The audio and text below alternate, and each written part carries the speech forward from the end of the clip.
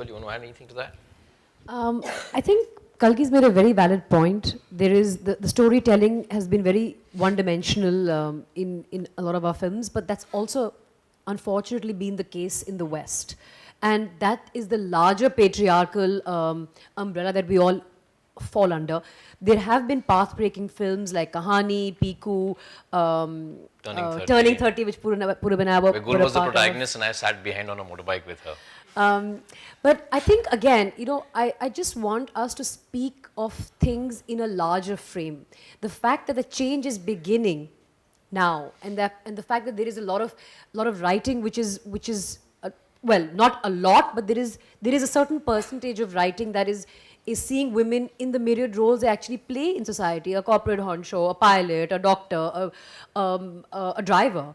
And I think that change has begun, and we'll only begin to see results, you know, in 15, 20 years, but or maybe faster. But it's unrealistic to expect any change in a time frame that's lesser than that. But if we keep asking these questions, if we keep having these conversations, that change will surely come. Or if we give up and say, "Arey yaar, we asked all these questions, no change ever came, what the hell?" then it's not going to happen. So the idea is for us to constantly keep questioning what's happening around us, talk about it. The more we talk about it, the more change will permeate into society, not just the film industry, but the corporate world and society as a whole, because ultimately, cinema is a mirror of what's happening in society. Society begins to have equal participation of women, then you will see more participation of women in storytelling. And last but not least, the point that I want to sort of say my goodbye with is that 50% of our human resource in this country is female. Okay, 49% when it comes to India, unfortunately, but it's about half of India's HR resource is female. It is lying unutilized. That is the greatest argument for the whole country as a whole. Men and women to together work to make sure that women become part of the workforce. Because otherwise, we're never going to beat China. So if you want to take over the dragon, you have to bring in the entire population, cajole it into the workforce, and not end up losing half the population that just doesn't get the opportunity because of whatever reason. So I think that is the biggest argument in favor of getting women into the mainstream, getting women into the workforce, empowerment, and men should work towards it, because after all, they also want greater GDP, they also want greater return on their stocks. So it's in everybody's interests for our country to do better, and in order for us to do better, we need to have more women participating in all walks of life, including, but not limited to, cinema. I'm done. I'm sorry. We're going to take one last question before we end these questions from the audience. Yeah, you. Yeah. Hi. So I think the most common misconception with feminism is that it's basically women ruling over men.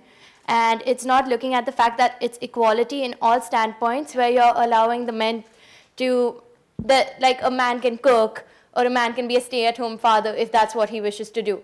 And for that reason, I really applaud the effort, because by putting it as united by half, you're really making a standpoint. Now, I have a couple of points. One about the talking about the socio-cultural impact that is is imposed upon us by the patriarchal society. I think it goes all the way back to the time of conception, when you know, if you're looking at if I have a boy, just take the impact of the color pink and blue, right? I mean, you're going to be thinking what.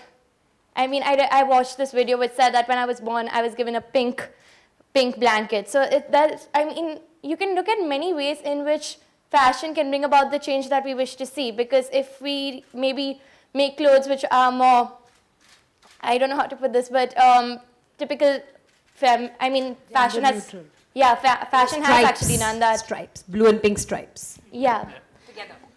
Yeah. Now, my main question is while we're making a stand here, and I don't want to say that we are the generation that has understood that we have a problem. I want to say that we are the generation that is going to fight for the change. So I'm just going to ask that, what change do you see this campaign bringing about personally? What, taking into account all the issues that you've brought up, what changes do you want the campaign to? So again, it's a being part of a journey. It's adding to a journey.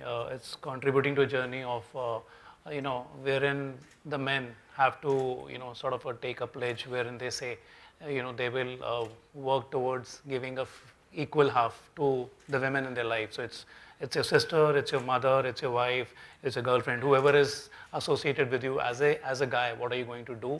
And so for example, my sister, I ensured that, because I was in a family which was very well empowered, so I ensured that she does a study properly when the decision was being taken by when my mother was thinking, to what extent she has to, should she do MBA or not? So I said, no, she has to do MBA.